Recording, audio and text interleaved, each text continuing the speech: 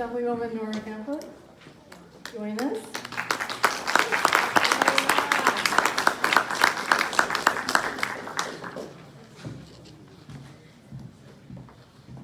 Assemblymember Nora Compos has been on numerous state assembly committees, some of them which include the Campus Climate Committee, the Assembly Health Committee, the Budget Committee, Status of Girls and Women of Color Committee, Women in the Workplace Committee, Environmental Safety and Toxic Materials Committee, Neighborhood Services and Education Committee, Transportation and Environment.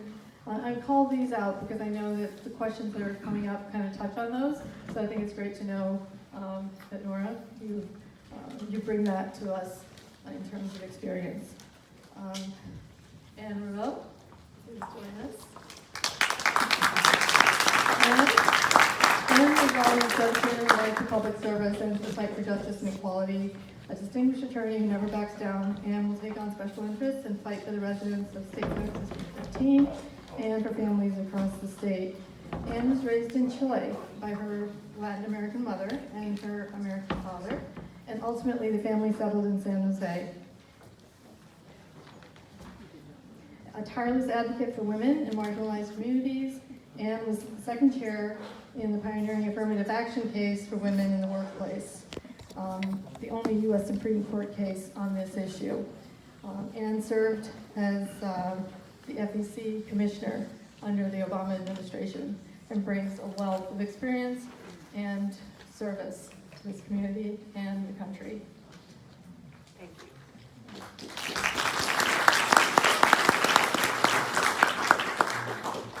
Dave.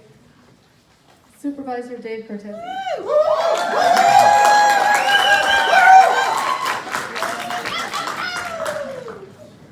I've seen you in action. I know the work that a supervisor has on their shoulders and the burden they bear when they go home and have to navigate all of those issues and help prioritize. Dave grew up in Santa Clara County, in Santa Clara Valley during a period of great growth and expansion as the Valley of Heart's Delight transformed into Silicon Valley. He understands the great opportunities and challenges facing our region and is working to ensure everyone has access to the American dream. After years of running his own business, Dave took all the lessons in public service he learned from his father, former Assemblyman Dominic Cortese, and ran for the trustee in the Eastside Union High School District. As a trustee, Dave jump-started dormant plans to build a new high school in Evergreen and co-chaired the $80 million bond campaign that led to Silicon Valley's first new high school in 25 years. Following his service as trustee, Dave served 8 years on the San Jose City Council, including 2 years as vice mayor. He currently serves on the Santa Clara County Board of Supervisors, where he served as board president for 3 years. Thank you all so very much for being here.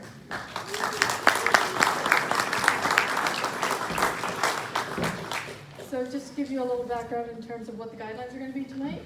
It'll be 1.5 minutes for each of you to introduce yourselves.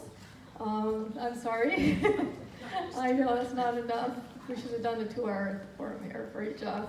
But 1.5 minutes for you to introduce. We will have 6 questions in total, each allowing 1.5 for each of you. And finally, in closing, you have 1 minute to close.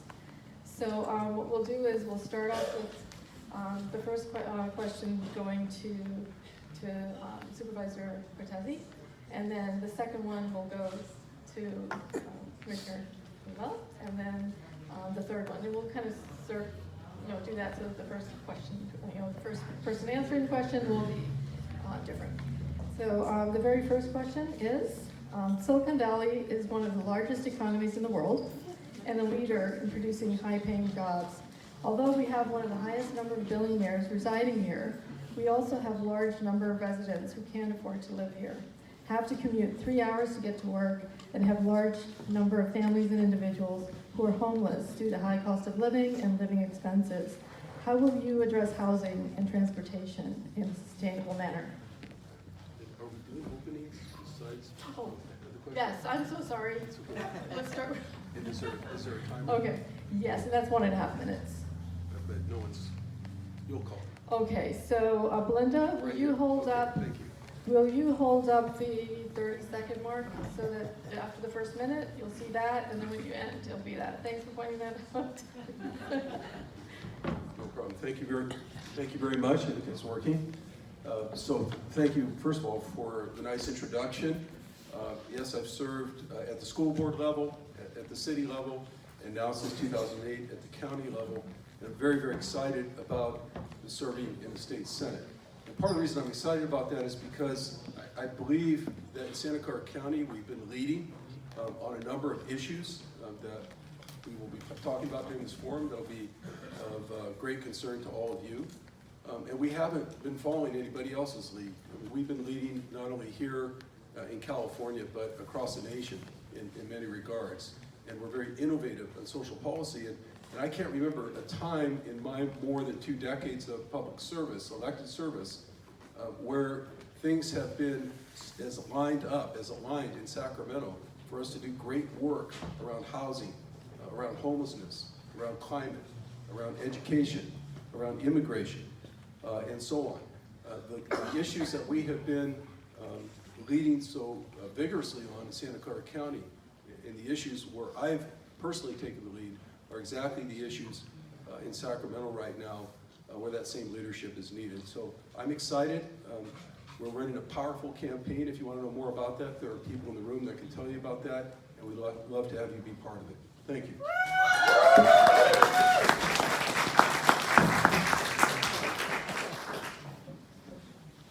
Christopher Renault, will you just go ahead and pass it on? Thank you. Can you all see me? Stand. I want to let you know a little bit about myself. It is true that I grew up in Latin America, but actually I have lived in Santa Clara County in this district for 50 years. And I was county council. I worked in the county council's office for over 30 years. So I have a great deal of familiarity with all the issues in the county. And and of course after that, President Obama appointed me first as to a Deputy Assistant Attorney General fighting against those people who were cheating consumers and financial fraud, and then later appointed me also to the Federal Election Commission, and Governor Brown appointed me to be the political and ethics watchdog. And I have had a long career of public service, and I have not run for office, but actually the reason I'm running for office now is because now is a time where people are dispirited about our democracy. And why they're dispirited? They feel like they don't have a voice, and they feel that the public officials who are representing them are not actually representing them, and they're really representing other interests and not the people themselves. And so many of those solutions that we've talked about and the problems that we've talked about haven't occurred for many years in this state and in this county. Thank you.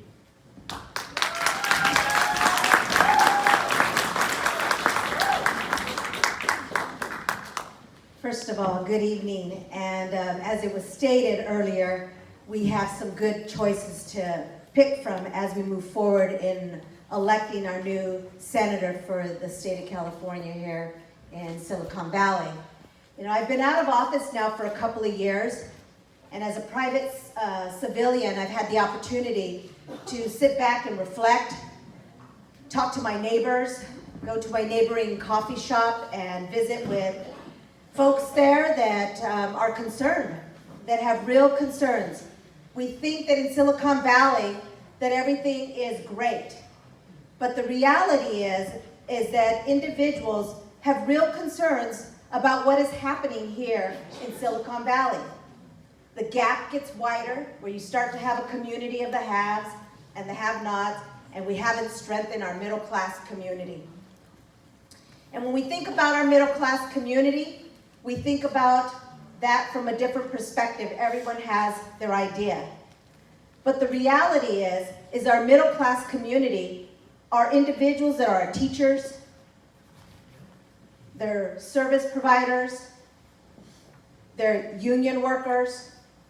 There is a whole spectrum of what our middle class is. And as I've had the opportunity to talk to these individuals, they have real concerns about what are we going to do in moving California forward. We live in the most innovative region in the world. And we need to think about how we're going to move Silicon Valley forward. I look forward to the debate. Thank you. Thank you all for that intro. I do want to say that as an immigrant myself, it gave me great pride to learn that you were from Chile. And I think that what we bring to the table is something very special as well. And I think it's important for each of us to share those types of backgrounds, because since then, we've accomplished a lot.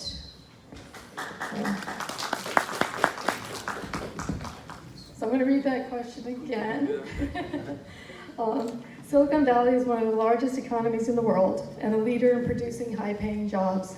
Although we have one of the highest number of billionaires residing here, we also have a large number of residents who can't afford to live here, have to commute 3 hours to get to work, and to have a large number of families and individuals who are homeless due to high cost of housing and living expenses. How will you address housing and transportation in a sustainable manner? Well, this is an issue very near and dear to my heart. As many of you know, I co-chaired the 2016 Measure A campaign here in Santa Clara County, which created a $950 million bond issue that we are drawing down on now, thanks to you, the taxpayers, who are willing to support that with a 2/3 vote. And that's just the beginning of what needs to be done. We've already invested in 19 projects with those funds. $700 million of that money is dedicated to extremely low-income housing, which is specifically for the homeless. And that bucket of money never existed before here in Santa Clara County, even in the days of redevelopment. We need more of that kind of help at the state level. Think of it this way. Although I'm strongly in favor of Governor Newsom's approach and his willingness to prioritize housing, thus far, he's talking about $1 billion in the budget for the homeless for the entire state. That's what we did in 2016 here for Santa Clara County alone. And I just say that not to brag about how much our taxpayers approved here, but to indicate what the need is. We created that fund knowing that redevelopment had gone away and somebody needed to put together resources for homelessness and housing. At the state level right now, there are over 200 housing bills that are pending in the legislature. Some of them are renters measures, to protect renters protection measures, and some of those should go forward.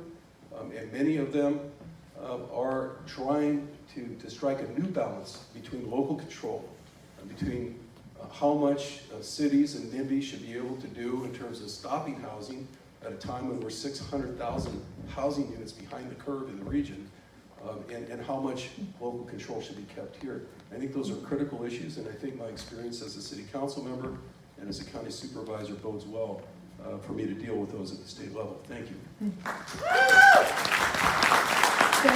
Belinda, I just want to say real quick, if anyone went over, if you can just give a little extra for the others, I'd really appreciate that. Okay. Ann? Is the same question? Yes, Oh, yes. okay, sure, thank you. Doing the same. It's quite clear that housing and transportation issues in this county and in this district have been affected by big companies that have come in with an imbalance of jobs and people coming from out of the area to work in this valley. And while that is a wonderful thing, the companies have not taken responsibility for their civic obligation to provide more money for housing, more money for transportation and to good life.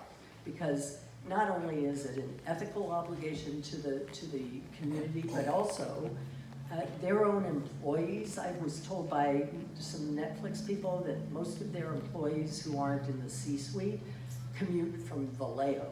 And that impacts the quality of life not only in Santa Clara County, but it impacts those communities as well.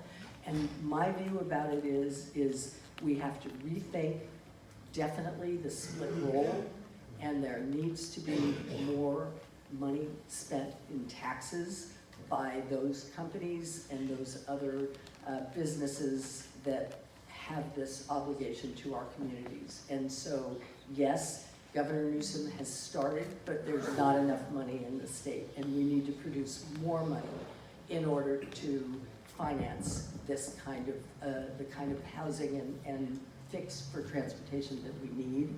And so either eliminate that split role and make sure that businesses pay, but and eliminate the Prop 13 benefit for businesses only, and make sure that they pay, and also potentially adding more taxes on top just for those businesses.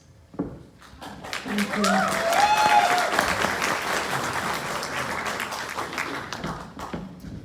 So housing and transportation has been something that I've worked on for the past 19 years.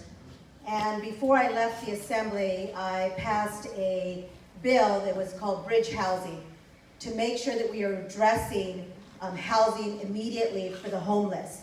And what it did is it gave the city of San Jose, it's a pilot program, the ability to be able to put housing in the pipeline as they're building permanent housing, so that we were able to house homeless individuals currently now and not have to wait. So that was one of the things that I moved forward with. And as we've seen, that has created the foundation for other bills that came after that. Transportation, one of the things that I believe is so crucial as we think about transportation, it's building housing, dense housing on transportation, where on the rail area where the infrastructures already currently exist. And I truly believe that local control is important, but if we are not creating the space for local individuals to feel comfortable to push policy that will allow housing to be built, affordable housing, because what we don't want to do is create a community where we are not letting and providing housing for individuals that are serving our communities here. The other thing that I think is important, as we move forward, we see this region, when we talk about housing, is that housing for teachers, firefighters, employees that service our communities where our children go to school are not able to live in this valley. And so we're losing a lot of talent. We're losing a lot of talent here in Silicon Valley. Thank you. Thank you. In order to stay on time, this go around, we really try to stick to the 1.5 minute time frame here. And these are such great questions, so we want to make sure that the audience has an opportunity to ask questions as well. The next question is for Commissioner Ravel. The county of, and then to Assemblymember Campos after that, and then we'll circle around, okay? The County of Santa Clara has made an offer to buy several hospitals in the county.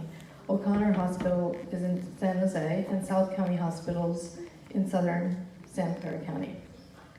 South County. And the State Attorney General is opposing the sale. How would you address the situation and ensure access to health care throughout your district?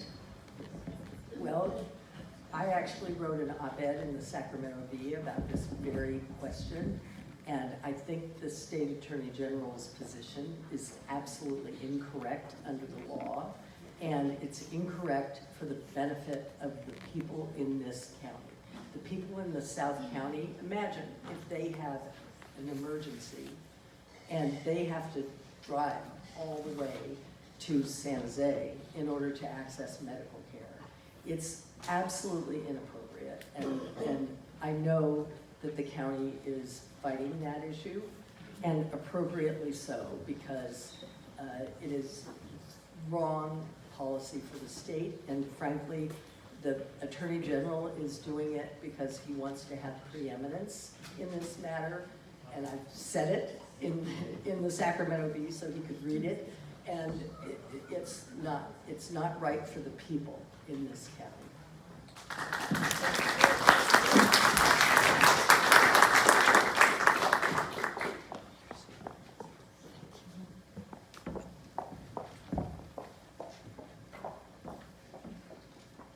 So one of the things that I believe is important, that everyone should have access to health care within their communities. Individuals should not have to drive very far, like we see that happening in Central Valley. We are here in Silicon Valley, and everyone should have access to proper health care, meaning that they should have access to facilities within their community. They should have access to clinics within their community.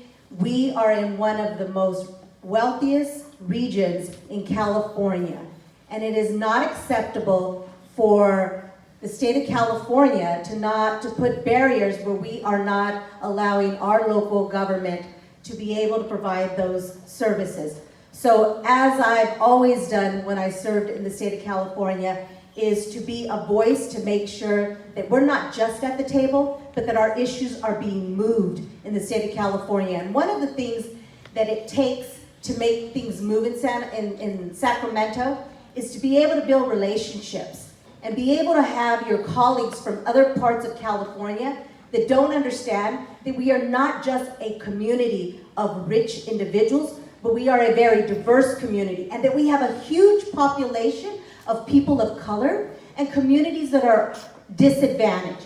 And until we start making sure that there is equity across Silicon Valley and in the state of California, we're not going to be able to move our issues forward.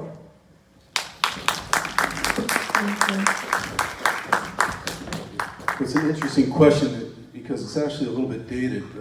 The fact of the matter is that we closed on those hospitals already. They're part of the Santa Clara County system. They're part of the VMC system, and we now have, I believe, the largest public hospital system in the nation.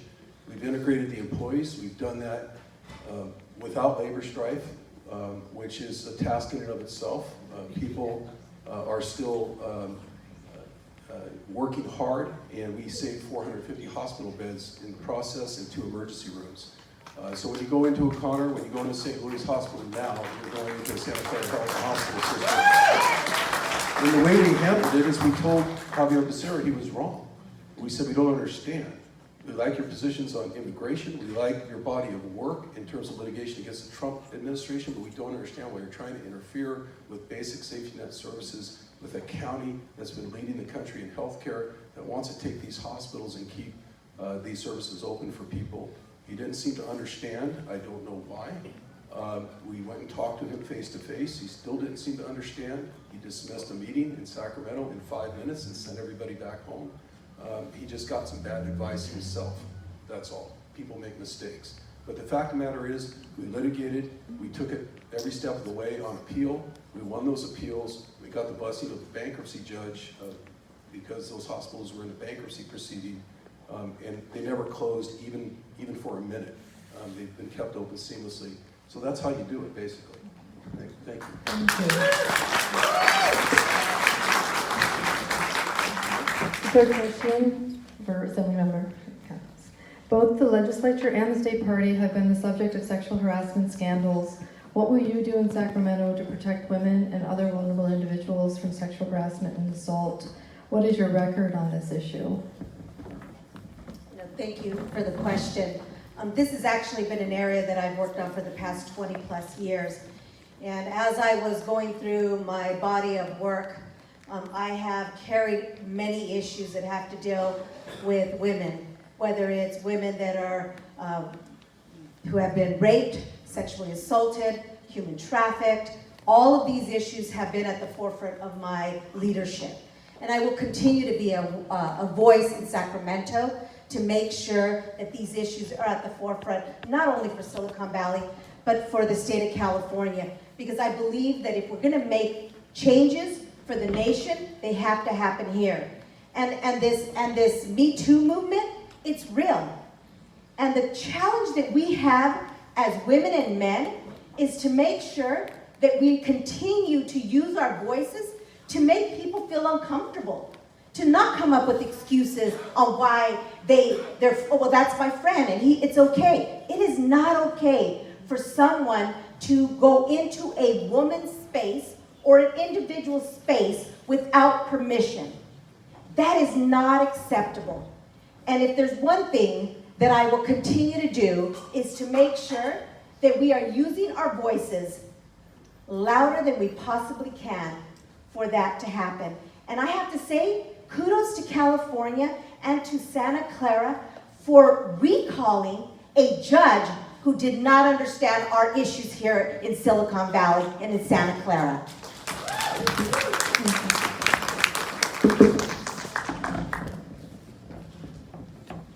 I think the issue of gender violence in general, across the board, really regardless of gender, is the most serious issue we have here in Santa Clara County, particularly in terms of its underfunding. We get tens of thousands of rape hotline calls in this county that come through community-based agencies that are funded by the county, but we don't and have not created the capacity yet to make sure that we have full response, the kind of response that we should have in a county of 2 million people, in a county with a $7 billion budget. We're working on that. Supervisor Chavez and I have held a number of hearings. One of them is on women's issues last year, which resulted in a multi-page referral to the administration to fund up these issues. Tomorrow on our agenda, if you're interested and you want to come and speak up, there will be an additional $5 million on the agenda directed to this issue. And it's a down payment. It really, I have to say, that it is merely a down payment toward crisis intervention, crisis response, and we need to do so much more. We need to continue to shift the paradigm. We didn't get the stop sign yet. I think what the women's movement has done, and frankly what the Kavanaugh hearings did across the nation, is dramatically shift awareness in terms of this paradigm that has to completely move in a different direction, because responding after the fact is just not going to be enough. Thank you.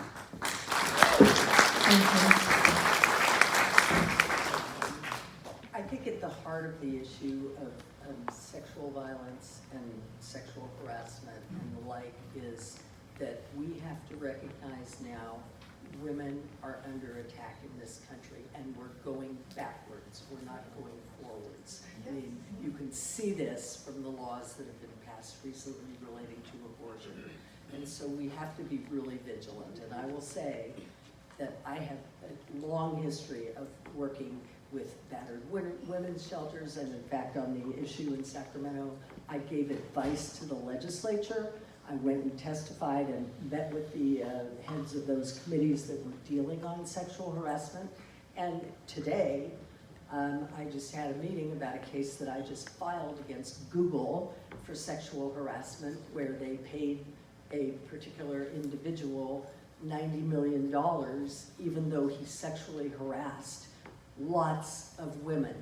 And so I take this issue really seriously, together with all the other women's issues, and this is something that we just have to focus on and keep our voices strong to stop this discriminatory behavior towards women.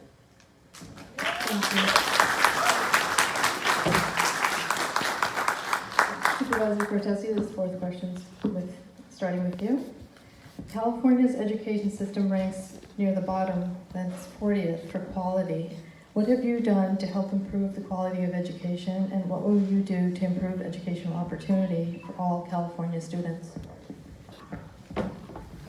Well, I think education has probably been, the strongest common thread throughout my entire public service, dating back to 1992 when I was elected to the Eastside Union High School District Board of Trustees, and not only made education generally a focus, but particularly concerns about high-risk youth, at-risk youth, kids that were either dropping out of the system or becoming part of the system in terms of our juvenile justice system. And there were any number of things over those 8 years that I was involved with that I believe produced and changed the system for the better. A to G requirements, ultimately, requiring algebra and UC curriculum to be adopted by the school district all the way through. When I got to the city, there was a little less opportunity to work on education issues. It's not what municipalities primarily do. But we didn't let that stop us. We created 200 homework centers, 20 in my district alone, funded with small grants matched to people who wanted to do that work. I wish those still existed to this day. And at the county, I didn't let any grass grow under my feet there. We had seen the demise of something that we call the Schooling Services Program when I got there. It was cut to nothing. And since that time, we have resurrected it as a $40 million a year program in 199 schools, 13 school districts, where we put coordinators, counselors, clinical folks right on school sites who have access to county data and help kids and intervene with them before they get in trouble. Thank you.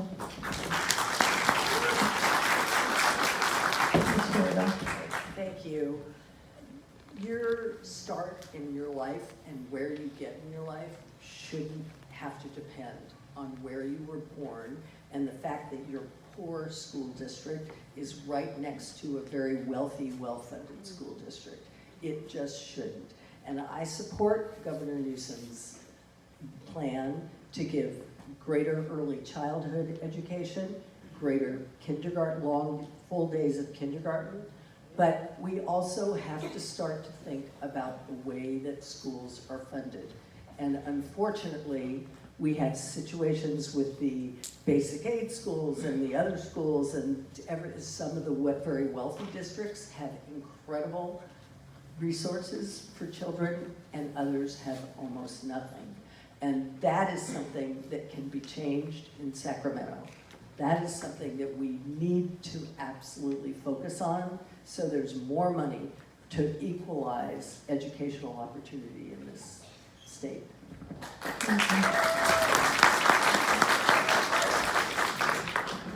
Now, as a mother of a 10-year-old, I'm at school. My son goes to a dual language school, and I think that it's important I would like to see, and someday we'll get there, is that every child knows a second language here in the state of California. I think it's important, and that we need to embrace the other languages as we move forward.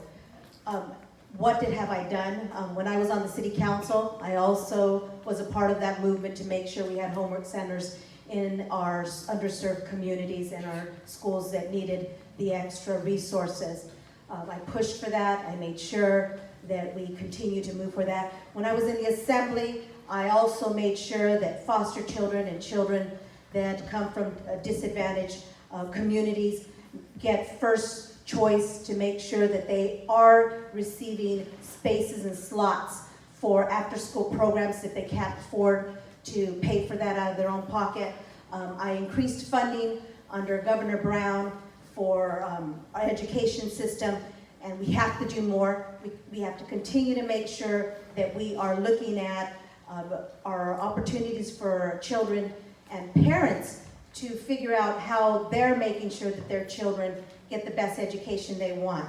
The one thing I want to leave you with is that as we look at communities and communities that are disadvantaged, and we look at our immigrant communities, all parents want their children to have the best education.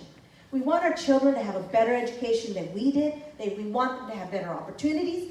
And I want to make sure that the Googles, the Facebooks, all these other companies that are clearly here to stay, that we create a pipeline for our children to be able to hold those positions. That means that science should be the first thing that they need, math should be at the top, and I will continue to move forward on that issue. Thank you. Commissioner Ravel, we will take this next question first. Fossil fuel companies and their affiliates have a powerful lobbying presence in Sacramento.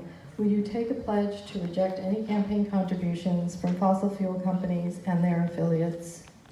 I have already taken that pledge. I've made it very clear. I will not take any money from fossil fuel, from natural gas, from any of those companies with big oil. No money. No money from tobacco. No money from big pharma. I will not take money from those corporations that have decimated our country.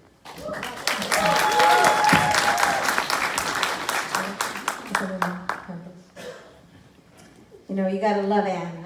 I had an opportunity to sit down with her, and As a woman, I'm going to say this very clearly, that I really believe that in Silicon Valley, a woman needs to be representing us in Sacramento. And so even though we're at odds with each other, we're women, and I am a big fan of women. We have no representation from Silicon Valley as women. But to answer the question, so thank you for your passion. I really appreciate that. To answer that question, I am going to run a strong campaign. I'm going to be at the forefront. I'm going to walk. I'm going to raise money. And most of my donors are going to be small grassroots donors. I don't see that happening, coming my way. Not here or in Sacramento, but time will tell. And I will say this, that I'm going to run a clean campaign, and that I'm going to not run a dirty campaign as far as I can control what I need to control. And as we move forward, I think that as we move forward here in Silicon Valley in the state of California, if there are special interests in California that are harming our community, then we should not be taking money from them. Thank you.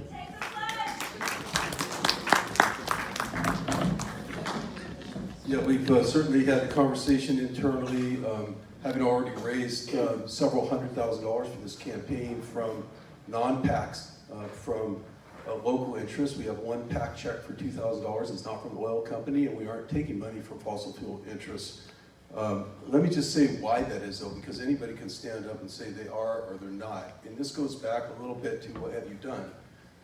When I was at the city of San Jose, we adopted the strongest environmental stewardship goals of any city in the country. When I got to the county of Santa Clara and sat with my colleague, Supervisor Yeager, we realized that the county had no environmental stewardship goals at all. So we wrote those ourselves. We brought them to committee, brought them to the Board of Supervisors. After that, we indemnified and joined a thing called Silicon Valley Clean Energy, a joint powers authority that provides probably to most of you, certainly this area, renewable energy in lieu of PG&E. You get that by default unless you opt out. And last year, realizing that Bloomberg had organized the cities into a climate coalition, but had left out the counties, I went back to Al Gore's Climate Reality Project, met with him, met with his director, and asked him to join us in Santa Clara County as the lead to create a climate coalition that would be nationwide. We announced that at Governor Brown's Climate Summit in San Francisco. We have 20 counties already, and our biggest fish so far was Los Angeles, who just joined a couple of weeks ago. And the pledge is not just to uphold Paris. The pledge is to be 100% renewable if you're one of those counties. That's why I'll be turning away offers of money from the fossil fuel industry. Thank you. The last question, Assemblymember Campos, if you could start with you. A green economy can combat climate change while also creating jobs and lifting people out of poverty. What is one initiative you have supported for the green economy? What initiative will you support in this area in the future? First of all, thank you for the question. And as an assembly member, I supported various policies that were good to the environment. There seems to be this misguided information about SB 32, which was a paddly bill, which I did support when it came up for the second time on the assembly floor. People have asked me, well, why didn't you support it the first time? As a policymaker, I'm entrusted to make sure that there is measures in place to address all communities.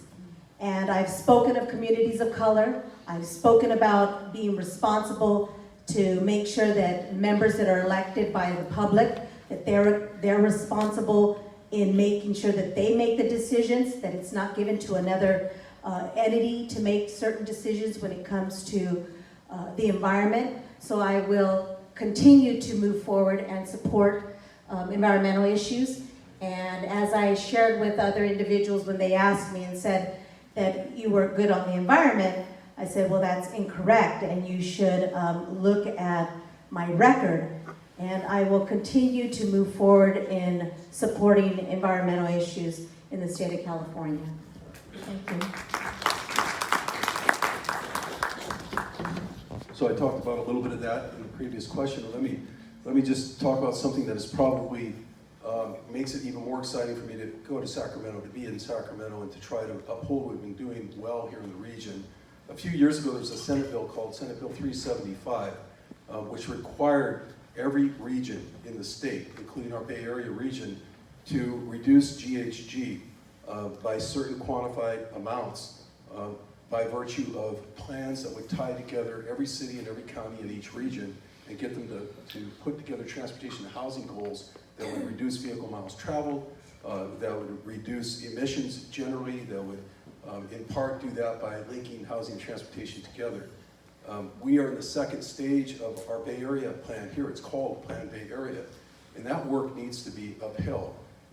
Senator Weiner, some of you have heard of a bill that he was carrying that just died called SB50 in the legislature.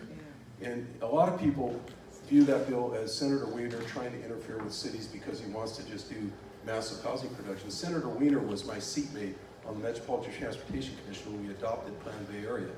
And what he wanted and still wants is to make sure that when cities pledge to do a certain amount of housing to help us pull off this plan and reduce our GHG because you're moving housing close to transportation, that they actually do it. There's nothing worse than working on a plan at the regional level or at the state level for years just to have it undermined by local officials who aren't carrying out what they promised to do. That's what I want to do it again.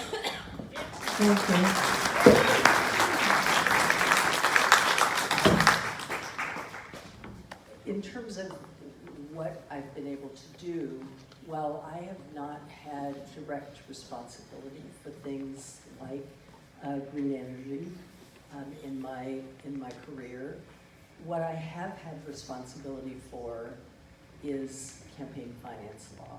And I know that the reason that we do not have a robust green energy policy in this country and in this state, and why we've been sitting on our hands when we know that carbon in 12 years is going to be an unremediable problem, and it needs to be done quickly. And the problem is that our campaign finance system has allowed people to not be responsive to the needs of this country and this state. And it's happened in this state as well. And politicians who take money from interests and who are beholden to other groups do not make decisions that are independent, that are in the best interest of our state. And that's what we need to do. We need to change the campaign finance system, and I have lots of ideas about how to do that.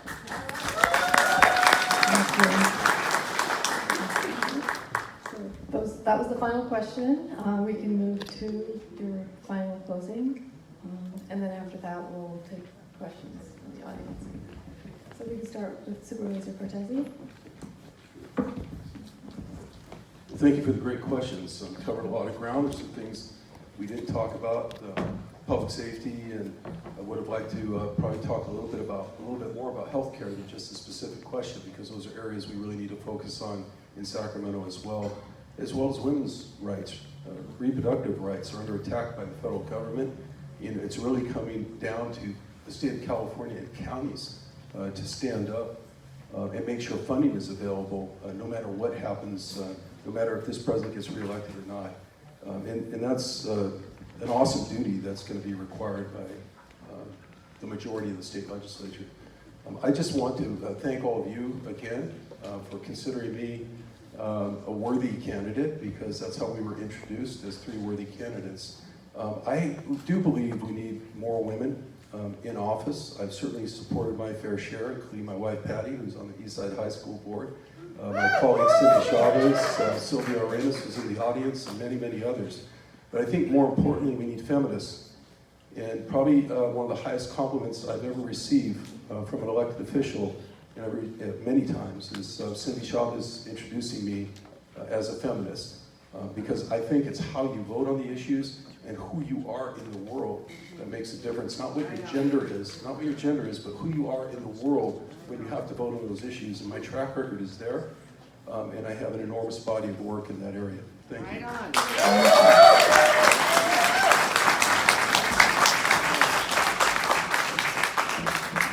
So I'll stand for this one. I agree with you. I think it's a question of who you are in the world and the kind of experience and integrity that you have and that you've demonstrated throughout your career, and whether or not you take those positions that are in the best interest of all the people, not just some, not just certain groups, not just certain interest groups, that you care about making thoughtful decisions with integrity, that all the people can have somebody who's there as their champion. And that's what's important in Sacramento. It's really important to have people who are willing to work across the aisle, who can work with other people to come to really meaningful decisions to rectify all these problems that have gone on for too long. And we have talked about lots of them, and the county has done some great things, but it hasn't happened sufficiently fast in the state. And we are at a precipice, I believe. And we really have to have people who are going to be aggressive and assertive and make sure that change happens in Sacramento.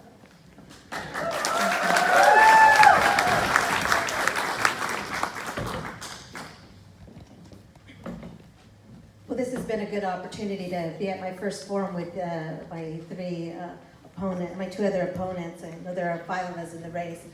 I think I want to leave you with this, that in the past 19 years that I've had the opportunity to serve this community, some of it as an elected, others as a community activist, is that one of the things that is at the top of my priority is to figure out and continue to do the work that we've done about creating affordable housing, middle-class housing, and connecting our communities together through transportation, and making sure that individuals don't have to travel 2 hours to be able to work here in Silicon Valley. I think that will address a lot of our other issues when we talk about the environment and having healthy families and making sure that our kids are doing well in schools because their parents are able to be present within a few minutes away from them because they're here in our valley. That is one of the things that I think I will continue to work on. And the other issue that I'm going to continue to be bold on is to use my voice for individuals that are sharing with me the concerns that they have about where Silicon Valley is going in this region. And I enjoy being a part of a community that is bold and that are thinking of ways to continue to be at the forefront of our nation. Thank you. Thank you so much. We're going to do questions now, and since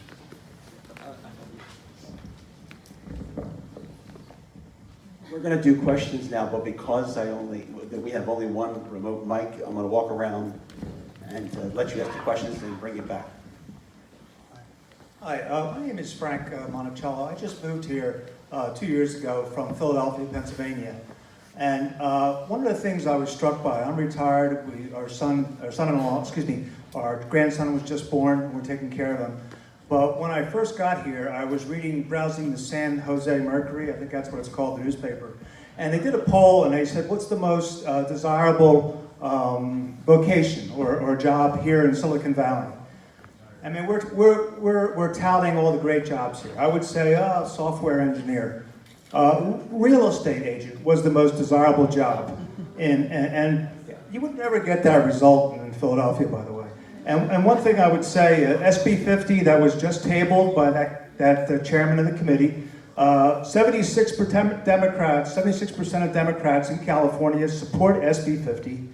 55% of the other party, believe it or not, Republicans in California, support SB 50. So I would like to ask each of you, if elected, will you support SB 50 in its current form in January or with any amendments that you can detail now?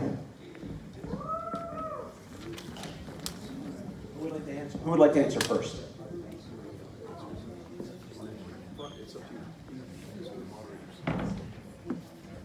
Yeah, I've already taken a position through my regional government role. We've been very active in the housing bills of the legislation through the Association of Bay Area Governments, the Metropolitan Transportation Commission, where I serve as a county appointee, and I've been there in a leadership role for a number of years now. And the position that I took, and that I think I persuaded my colleagues to take, was to support with amendments. And the amendments were around some very specific issues. Who's going to control parking? How about height limits in certain neighborhoods? And Senator Wiener, there were 3 or 4 major amendments, if you want to call them that, or specified amendments that we asked for. I talked to him personally in Sacramento a couple days later, just the day before his bill died, and he was quite pleased that he was getting the kind of feedback that would allow him to move the bill forward with some amendments. We got to do something. This housing crisis is forcing people out. We have 157,000 in-commutes into the Bay Area from the Central Valley right now. Nobody in their right mind tries to get out of here on any afternoon, let alone a Friday afternoon, out 680 and out the Altamont. You could see it in real life. It's going to destroy our environment. It's destroying the next generation. And he's just trying to do what I said earlier. He's trying to hold folks accountable for the plans they put in place and what they say they're going to do in the first place. I don't think he's trying to force anything on anyone, and the bill needs to be cleaned up a little bit so it works for everybody, but it fundamentally should pass, and I would support it. Keep our answers to 1 minute, 30 seconds. Thank you. We clearly have a really serious housing problem in this state, and everybody in this state has responsibility for it, and no one should be exempted. But the problem with SB 50 that I see is that it shouldn't really be totally avoiding the rights of individuals who live in various towns to have a voice. I don't have a problem with having certain requirements, no question, but to eliminate local zoning ability to have people come before their town councils or their local cities to talk about their own communities is undemocratic, in my view. It is, I think everybody has a need to talk about what is important to them and what is important where they live. And so those are concerns that I have with SB 50, and I think it can be remediated because there are lots of other alternatives for figuring out where housing can go in each community. Vacant land, various other places, and issues about height that, I mean, what would work along a transit corridor perhaps won't work in certain towns along a transit corridor. So it needs to be thoughtful, but yes, I agree with the whole concept behind SB 50. We are desperate for housing. I mean, my children can't live here. We have to do something.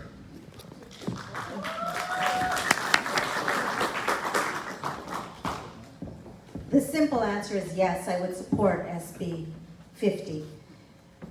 Are there some amendments that need to be made? Absolutely. But I think that unless we're bold enough to say we need to build housing, we need to build affordable housing, we need to build middle class housing, we need to build housing in Silicon Valley.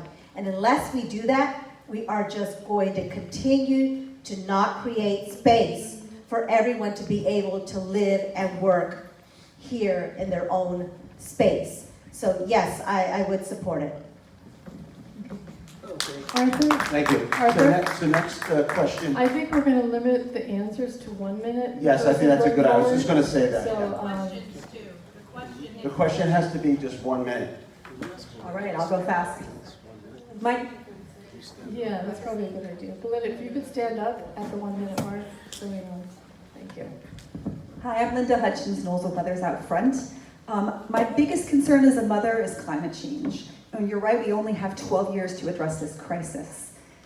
I only heard one of you clearly say that you would refuse fossil fuel money, take the pledge, which was Commissioner Ravel. I'm not sure about you, maybe you said that as well. I want to make sure that you go down the line and each of you say yes or no. And second, please, with your remaining minute, Could you please tell an example when you showed courage in facing the fossil fuel industry? They are the most powerful industry. They are threatening our future. How have you taken them on? What kind of vote have you taken or stance have you taken against the fossil fuel industry? Thank you.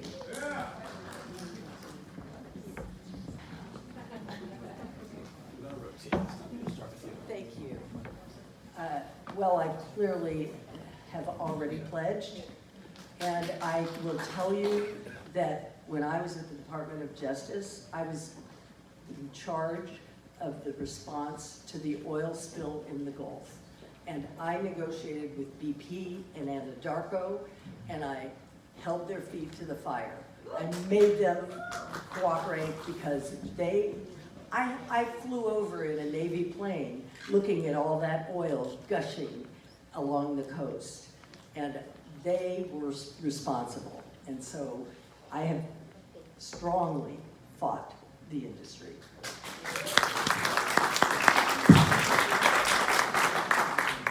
I wanted to just look at some bills that I supported that have to do in AB 2729, which was Williams to increase to idle oil and gas wells. SB 32, SB 1000, SB 1262. So I did take a lot of votes around this. And the one thing that I want to make sure that it's very clear is that I'm independent. And I think it's a great place to be when you're running for office, to know that you are not beholden to anyone. And I think that I showed that in the 19 years that I've been able to serve, whether it's as an elected or as a staff person for an elected, and I'll continue to do that. Thank you. I will take the pledge. I said yes earlier, so we're halfway. So, I think what's going on right now all around us, I'd love to see a crowd like this at Silicon Valley Clean Energy, listening every day. We do have some people here tonight who are very involved. We have a young woman here who is on the advisory for that organization. That organization is fighting every day against Pacific Gas and Electric, against the oil industry, to make sure that your right to 100% renewable energy is available to you at all times. That's not an easy battle. It takes place at the PUC, it takes place in the legislature. I've been a voting member of that board and part of that fight day in and day out. I voted at the county level to make sure that we created that organization in the first place to take on big energy interests and do the right thing. Hopefully I'll have many more opportunities in the state legislature to do things like that. But there's no question that we have in the past been leading the state. We need to do it on an ongoing basis. Thank you. Art, fourth row. Next question. Art, fourth row. The young lady over there. Thank you.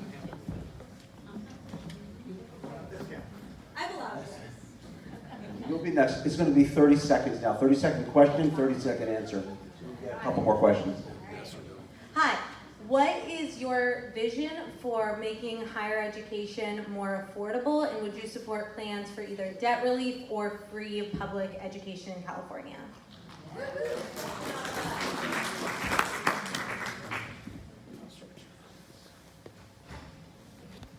Yes and yes. I went to the University of California, Davis for my undergrad. I don't want to tell you what the tuition was. My rent was $75 a month. It was a fairly new apartment as well. And I worked minimum wage, 32 hours a week, all the way through college. And I was able to afford that apartment and my tuition. We need to get back to that. We need to do whatever it takes to get back to that. It's not right. I tell my wife, we have 4 kids, 34 down to 19. I tell them all the time, they haven't experienced an economy that supports their education yet, and we need to give that back to them. The problem with inequality in education goes all the way from preschool to college.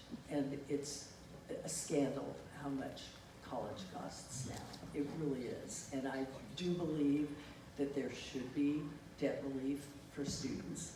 And you know, I mean, just to add to this, the students who are at San Jose State who are homeless, who are living in their cars, I mean, it's really terrible and needs to be done.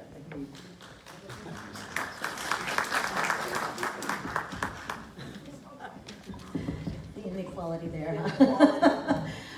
Yes, and I think at some point we need to make sure that college, we have some of the best universities and colleges here in California, and our students, when I was there in the assembly, we made changes to make sure that individuals that reside here in California were getting those slots before people that were coming from outside of California. And that is a priority, and I'll continue to push forward to make sure that individuals that live here get first priority.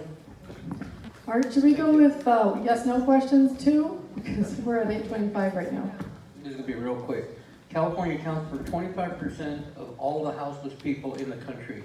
The Bay Area accounts for 50% of those in California. 50% of all women living outdoors have been raped. What would you do to change that? How are we gonna end that problem?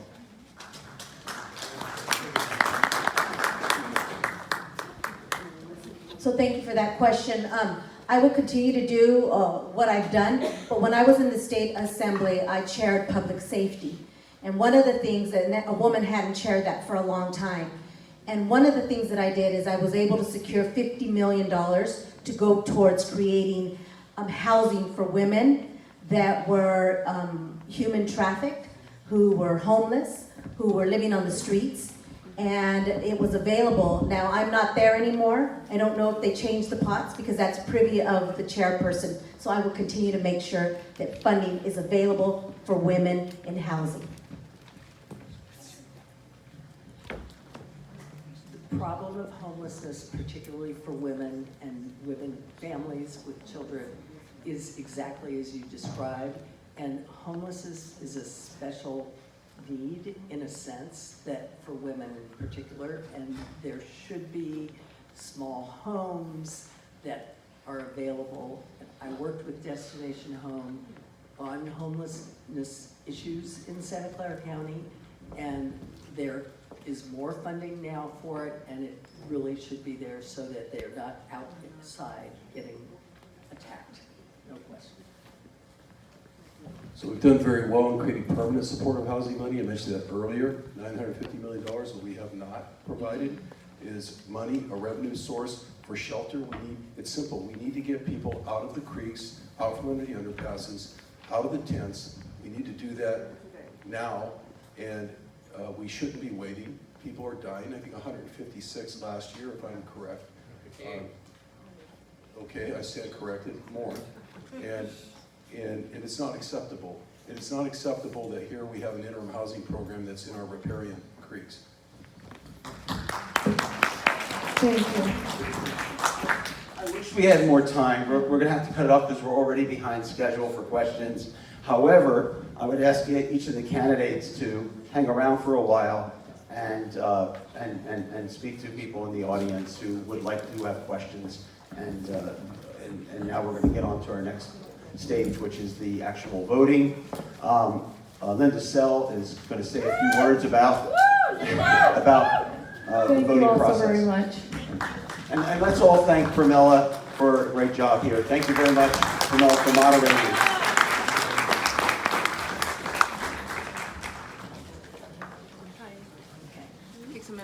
Hi, so my name is Linda Sell. I'm the corresponding secretary. And those of you who are members, you should have gotten your ballots. These are your written ballots. So we're going to go through 3 rounds of voting. One round, we'll do one round. If somebody gets 2/3, then they win. If nobody gets 2/3 in the first round, then next we'll do the second round. The second round will be the top 2 vote getters. So these are the ballots, the 3 ballots. And why don't we go to the next slide? Okay. Okay. So if you haven't gotten a ballot, then you see the people in back. This is the first round, so 3 candidates will be competing. Vote for one, or vote to no endorse or abstain. So Catherine will be walking the middle aisle in the next 5 minutes, and you can give her the ballot. Let's go to the next slide. This is the second round ballot. That will be the top 2 based on the results of the first round. Next slide. And this is the third round. If nobody wins 2/3 in the second round, then we'll have the third round to see if 2/3 want to support a dual endorsement of the top 2 vote getters. Okay, next one. So this is a schedule of events. So right now we're a little behind schedule, so you just get to the ballot box with your ballot number 1. And then next we'll be voting on motion. We'll be having a presentation on motion 2, and then we'll have, you should have all gotten this green card for the motions. And so vote with your green card when we do the motions. And then we'll announce ballot number 1 results. So Catherine, where's Catherine? Okay, Catherine's right here. She's gonna walk back and forth the aisle. Give her only ballot number 1. If you give her ballot number 2, it will not count. So look at your ballot. It's the larger ballot, ballot number 1. And right now, I'm gonna have Hoy Poon and Tara Sri Krishna come up. And they're gonna get ready to present the environmental motion.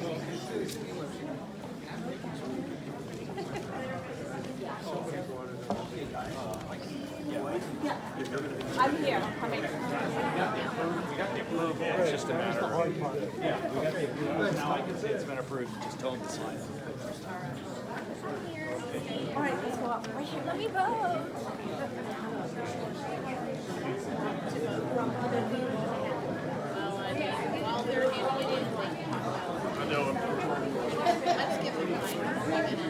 So as you're getting to your seats, first I wanted to special thank you to a few very generous people last month who gave generous donations to the club, whether in kind or directly. David Donaldson, can you show your hand? Turn around, he's in the back. And Michelle Dauber, who's right next to David there.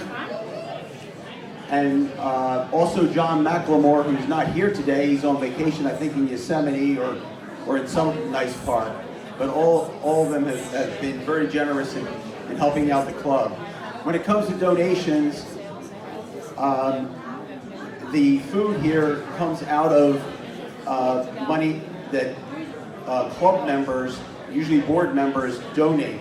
So if you can donate a small, if it's $1 or whatever it is, over to the wine area, that would be very helpful so that we can continue to offer wine and food here at the meetings. I also want to recognize Linda Sell. Are you out there? Linda has been recently appointed as our new corresponding secretary.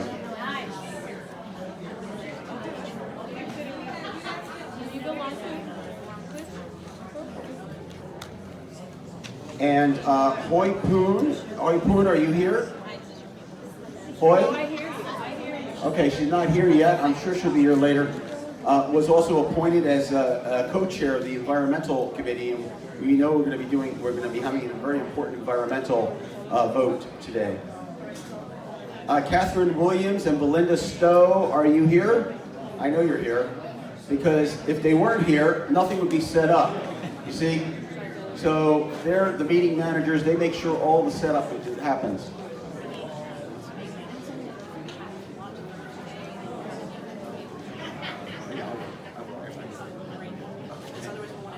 If you want to vote today, I've been reminded, if you want to vote today for any measure, whether it's a candidate or for the other endorsements, it's very important that you be a member.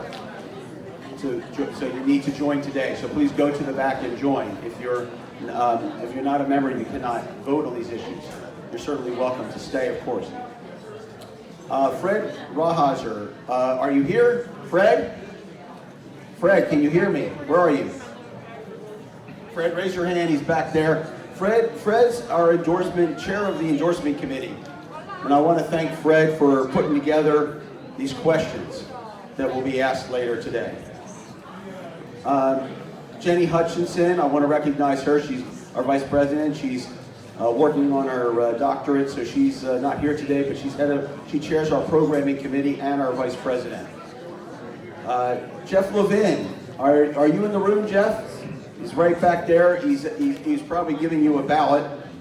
And Jeff heads our newsletter and communications. Kristen Lynn was recently appointed assistant treasurer. Kristen, can you raise your hand? She's over there probably taking your money or giving you a badge. Don Draper, are you here? He's right in the front. Why does he get the front seat? Because he is our videographer. So this entire event, for those members who can't make it today, it's all going to be video. And then Bill James, I think the chair of our party, our county, is right here. So he's joining us. Let's give him a warm welcome. Thank you, Bill. And are there any electeds in the room? Could you please stand? If you're an elected, you got one over here. Can you announce who you are? Just City Evergreen representation, City Council. Any other electeds in the room? Yes. Susan Ellenberg, County Supervisor, District 4. Susan Ellenberg, County Supervisor. Any others? Yes. Patty Cortese, President East Side High School District. Okay, thank you. Okay, you all heard her. That's great. Anybody else? Yes, sir. Yeah. Keon Lechner, the student trustee at West Valley Mission. Excellent. Anyone else? Ken Dauber, Palo Alto School Board. Ken Dauber, Palo Alto School Board. Sitting here in the back. Yes. Larry Klein, Mayor of the City of Sunnyvale. Mayor Sunnyvale is here. Welcome. Yes, sir. Javed Elahi, City of Montecito, City Council. San Jose City Council? Montecito. Oh, Montecito. Okay, City Council. Thank you. And any other electeds? Oh, we have another. Yes. Campbell Union School Board. Campbell Union School Board. Excellent. Anybody else? Okay. I know we have a lot of people that are going to be running, but if we did that, we'd probably be here a little too long. Let's see here. What else do I have?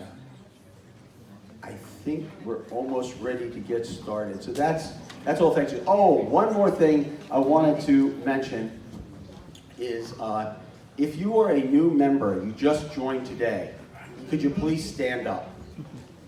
All the new members, please stand up. Let's just give them a round of applause. Welcome to our club. I hope this is the first of many events that you come to. We're going to have many forums throughout the year, and it's an opportunity to participate, and it's always exciting. Okay, so now I'm going to move to introducing our moderator, and that's Pramila, and she's right over here. And I'm going to say a few things about her so you have a little background on her before we get the candidates up on the stage. Because she's going to be asking all the tough questions. Pramila is founder of a corporate finance and business consulting practice supporting public and pre-public, high growth and startup companies in high-tech, biotech, and service industries focused on areas of finance and accounting, process transformation, and corporate governance. Prior to this, she has held finance and accounting positions at Pricewaterhouse Xerox Corporation, Silicon Graphics, and Accretive Solutions. Pramila has served on the 2008 DNC Platform Committee and as a delegate to the 2016 Democratic National Convention, and actively supports candidates at the local, state, and national level. She is currently the finance director of the Santa Clara County Democratic Party and the AD24E board representative to the California Democratic Party. She cares deeply about issues involving women and children and has sponsored forums and supported efforts to highlight these issues. So please, let's give her a warm welcome. Come on up, please.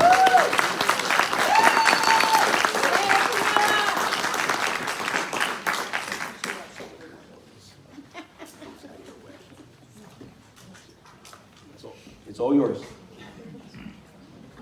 Good evening, everyone. You're here for a very important reason. We really need to. California, we have very strong leadership. There are hundreds of bills tackling climate change, getting to 100% renewable energy, and so on and so forth. And we are working in collaborations with many environmental groups to support 31 bills that are in the work right now. And Tara will be summarize the bills, and then we would like everyone to support the motion. Thank you. And I just actually, can we all just acknowledge Congressman Mike Hondo, who's here, who slipped through the back. Just give him a round of applause. Thank you. My former boss. So just a bit about the bills. So they fall under a few key policy priorities: wildfire prevention, clean transportation, habitat preservation, clean water, energy efficiency, toxic and waste reduction, including recycling, and drilling and oil restrictions. So just a few of the key bills. There are bills to make homes more fire resistant, more comprehensive retrofitting strategies, requiring that bigger trucks move from diesel to electric, requiring smog checks for bigger trucks, banning dangerous pesticides, including rodenticide, banning bobcat trophy hunting, which would be great, and making it easier to access solar, reducing unnecessary barriers, increasing our diversion rates, especially for single-use plastics, and increasing the recycled content that levels that are mandatory in plastic bottles. And this is an interesting one from Assemblymember Ash Kalra, banning single-use hotel toiletries, like those little shampoo and lotion bottles, which are really bad for the environment. Making electronic receipts the default, because receipts are wasteful. They also have harmful chemicals like BPA, wider setbacks between new oil and gas wells, stricter oil pipeline regulations. Lastly, just want to mention a possible 10% tax on oil and gas extraction, and every other, well, almost every other oil producing state in the nation already has a tax. So, yeah, thank you. Great. What a great and well-researched agenda for our club. Would anyone like to speak against the motion? I want to make sure that if there's anyone here who would like to speak against the motion, this is your opportunity. Going once. Going twice. Okay. To vote on this motion, we're going to do a hand vote. That means take your green card. And when I say all in favor, you're going to raise your green card and you're going to keep it in the air. And then we have counters. Jeff Orloff and Belinda Stowe are going to be our counters. So I'm getting ready to say all in favor, and when I say it, I want to see if you're voting yes, green cards in the air. All in favor. Keep your hands up. Keep your hands up while we count.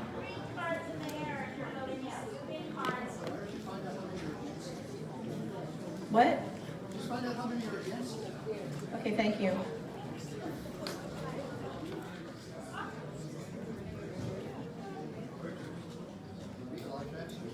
Thank you.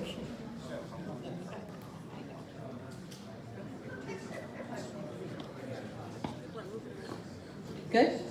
Okay, this side's counted. How are you doing, Jeff? Got it?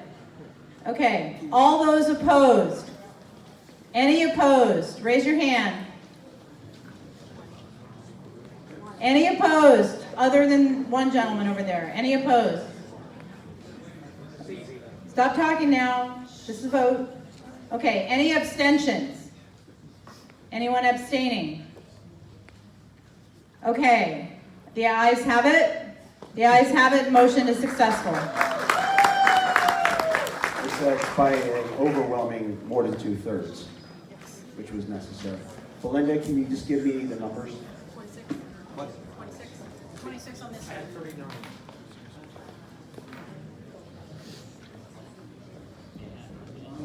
Okay. Are we waiting? Are we still waiting for a count? Do we have a count yet on the first ballot? Why don't we go forward with the second motion? Go ahead. Oh, forward with the second motion. Yes. Okay, we have another motion that has been properly noticed to the club. This motion has to do with public banking. Okay, this motion is moved. The Silicon Valley Democratic Club endorses AB 857, which enables public entities in California to create a public bank. Furthermore, the SVDC endorses the development of a regional public bank or network of public banks within Santa Clara County to provide cost-saving services to public entities and to serve local needs, including affordable housing, transportation, and education investment, adhering to principles of economic, racial, and environmental justice. Do I have a second on my motion? Second. Okay, that motion is made and seconded. Jeff, do you want to speak to your motion? Are you the person speaking to this motion? Oh, I'm sorry. And the person speaking to this motion is right here. Yeah, hello everybody, my name is Jake Tonkel, and I'm the chair of the South Bay Progressive Alliance Public Banking Action Team. We're super excited that we've had a lot of great success at the city, the county level, and now at the state level.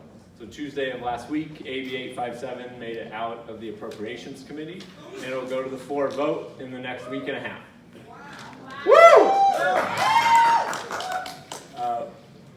Jeff Levine gave you guys a presentation last time, talked about the details. I have lots of handouts here as well that discuss what a public bank is and how we think it can move forward to make our city and county and region a more equitable place, and address some of the major financial issues that a lot of our low-income neighbors and community members don't have the opportunities to meet. Do I have the opportunity to answer some questions? Or we'll leave it Why at don't we that? see if somebody wants to speak against the motion? Sure. Does anyone want to speak against the motion? Rob, do you want to speak against the motion? All right, come on up. Okay, so we have someone to speak against the motion, and then if there's time, we can do a question from the audience. Okay. Go ahead. Now, I'm speaking on behalf of the Wall Street banksters, and we really don't want this. We don't like competition. No? Okay, and now you understand the recent election in a way that few others do. Okay, so does anyone here want to speak against the motion in order to be fair? Okay, does anyone have questions that they would like to ask this fine young man about the motion? We've done a really good job. We have one over here. So, is it being proposed that it be run by the state, or that they be privately run, or they run publicly? Publicly run, and AB 857 is specifically for cities, counties, and local JPAs. So it's up to that government institution to determine what the governance structure is. And that's where we also need your help as soon as all of this passes, because we want to make sure that community oversight is of the utmost importance for these financial institutions. Not having oversight is what caused the 2008 financial crash and what keeps banks getting away with a lot of the wage theft and gender and loan inequities, et cetera, that we don't have a lot of control over. Follow up. Okay. Would these banks also support community land trusts? We hope so. Again, all of the AB 857 language says this is how you get a public bank approved. What that bank's mission statement and governance structure look like are up to us locally. I would hope very much that we would continue to advocate for community land trusts to make sure that that's a part of its lending model. I have a question, which is, can you differentiate credit unions from public banks? Great question. So a public bank holds the public dollars. It's our tax dollars in this institution, whereas individual money would still go to a credit union or a community bank. The legislation specifically calls out public banks partnering with those institutions to increase their lending capacity so that that money ends up supporting us as well. That is great. Okay, how are we doing on the results in the back? We have the results. Okay, so let's do a vote on motion number 2, if I may. You have your green cards? Okay, why don't we do this in the opposite order? If you are against, if you are a no vote on this motion, please raise your card now. Green card's up if you are against this motion. Was that one over there or no? Okay. Any no votes? Okay. Any abstentions? Guys counting? Okay. If you are a yes vote, raise your card. Yes, please. Yeah, we need to count for the minutes. Clearly the motion has passed and the motion is successful, but keep your cards up for just a minute so we can get a count for our minutes.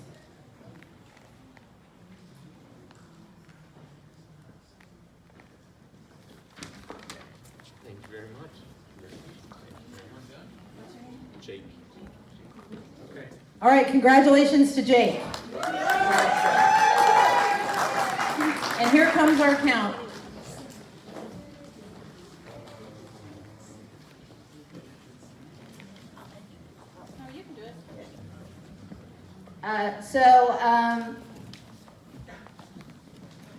We have Campos that got 1%. Cortese got 65%. We need 66 to get the endorsement, so you got 65. And Ravel got 33%. So no one got 2/3 in the first round. So we will be having a second round. Can you put up the Ravel and the Cortese? Cortese. Keep going. Keep going. Keep going. There we go. Yeah. So in the second round, you can vote for one of 2 people. Dave Cortese or Cortese or Ann Ravel, or no endorsement or abstain. So Catherine will be walking up and down the aisle again. So this is ballot number 2. I like to do the first one now. This one you're going to want to vote half because the box. Yeah, we could. We doing dishes tomorrow night? Here, Catherine. Catherine. You've been doing it. It's a nail biter, folks. This is what's the fun part of being a Democrat. You've been doing them every week. No, not every week. But I've done them maybe. Catherine, you hold that box. Oh, yeah.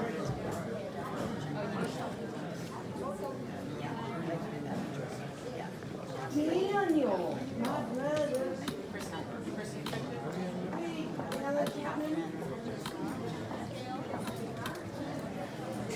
This is the fun part of being a Democrat, folks.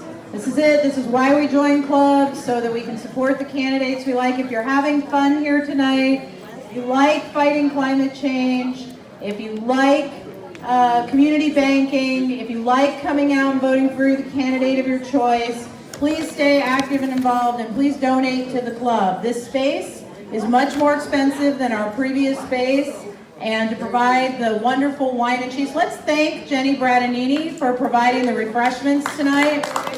Jenny Bradanini is a candidate for City Council in D10, and she is also really good at pulling together an event. So we have had wonderful refreshments. Make sure you donate on your way out. There's a jar.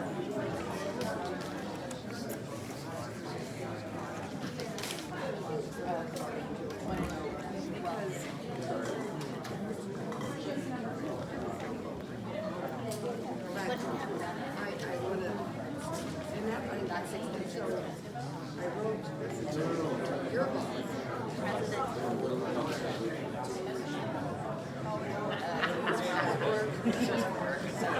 was exciting.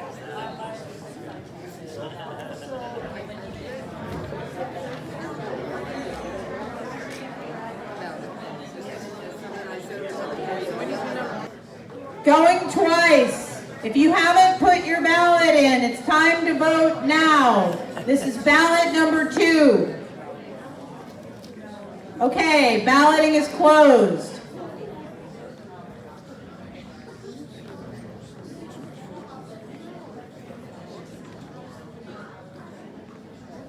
Okay, well, let me talk a little more about why we need to raise money here at the Silicon Valley Democratic Club.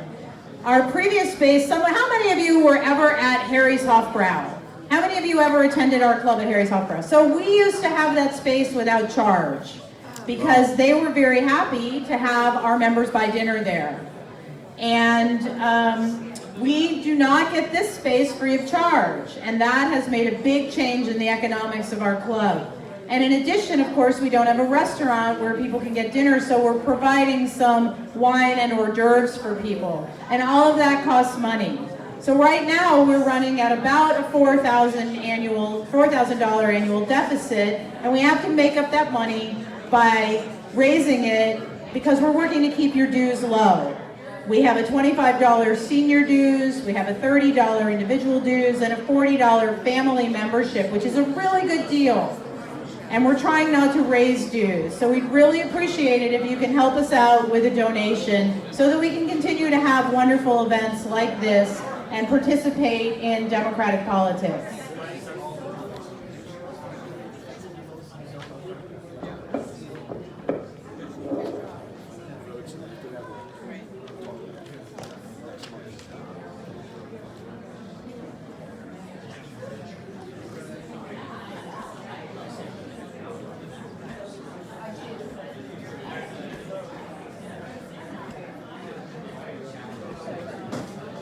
You didn't see Vinod here, did you? Vinod. Did you see Vinod? I'm not sure I know who that is. Okay, that's right. That's okay. He's on the board. He's recording secretary. I probably know him to look at, but I don't connect. Attention, please. Thanks. Can I have your attention, please? Okay, the Silicon Valley Democratic Club has voted to endorse Dave Cortese.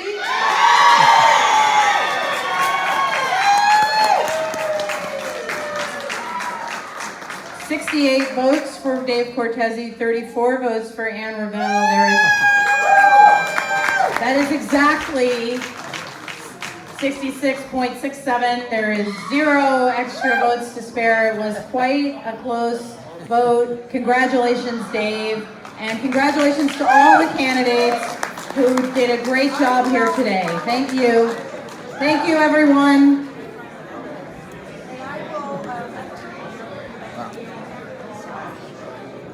So everyone, the meeting is adjourned with, remember to come back on June 17th.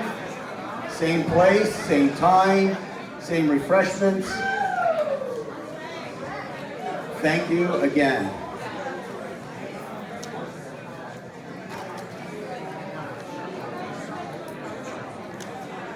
I switched my vote from Nora Compos to Dave Cortese. So if I hadn't done that, wouldn't have been too good. It wouldn't have been.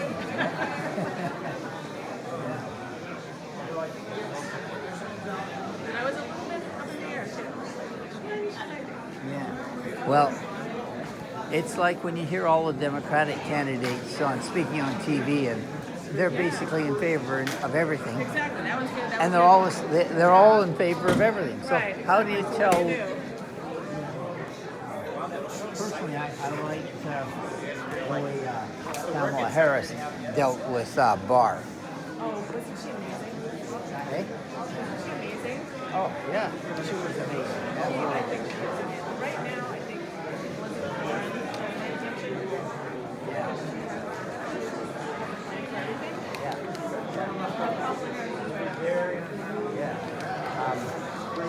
I mean, everybody else, they sound great. But I don't know. how you really decide between all of them. But I think,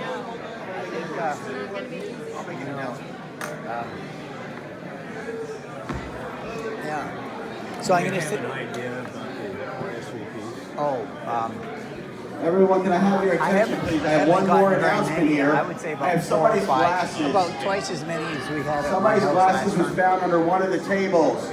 Yeah, not a big Is somebody crowd. missing glasses? These are Yeah. these are glasses you need to drive, probably. Anybody out there missing glasses?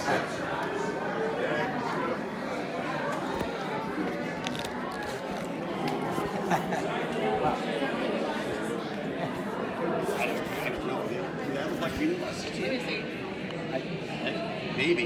Yes. What's that? Are they reading glasses?